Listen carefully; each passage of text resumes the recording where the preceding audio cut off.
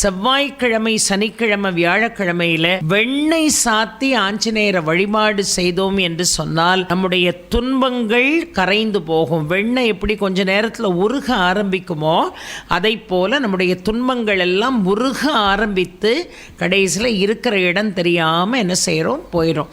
அவ்வளோ ஒரு சக்தி வெண்ணெய் சாத்தி நாம் வழிபாடு செய்தால் உண்டு. அதை போல ஒரு மிகப்பெரிய ஒரு பலிபொருள் எதுன்னு கேட்டிங்கன்னா உளுந்து.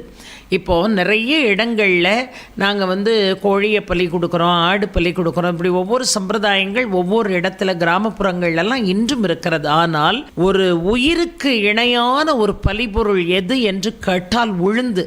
அதனால தான் ஆஞ்சநேயருக்கு உளுந்தில் வடமாலை செஞ்சு ஆஞ்சநேயருக்கு நாம் என்ன செய்கிறோம், சாத்துறோம். எப்பேற்பட்ட திருஷ்டியாக இருந்தாலும் சரி, எப்பேற்பட்ட பில்லி சூனிய ஏவல் கட்டுக்களாக இருந்தாலும் சரி, எப்பேற்பட்ட பேய் நடமாட்டங்களாக இருந்தாலும் சரி, பிரேதங்களுடைய அச்சுறுத்தலாக இருந்தாலும் சரி, நீங்கள் வடமாலை சாத்தி ஆஞ்சநேயருக்கு அனுமன் சாலிசா சொல்லி பாராயணம் செய்து வழிபாடு செய்தால் உங்களுடைய துன்பங்கள் இருக்கிற இடம் தெரியாமல் போயிடும்.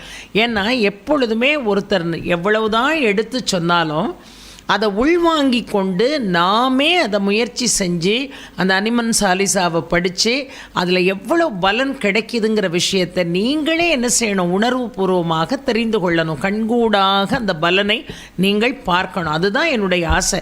நீங்கள் பயனடைந்ததோடு மட்டுமல்லாமல் யாரெல்லாம் உங்கள்கிட்ட அவர்களுடைய துன்பத்தை சொல்கிறார்களோ அவர்கள்ட்ட நீங்கள் தாராளமாக சொல்லலாம், அனுமன் சாலிசா படி, உன்னுடைய வாழ்க்கையில் ஒரு மிகப்பெரிய மாற்றம் வரும் அப்படின்னு நீங்கள் சொல்லலாம்.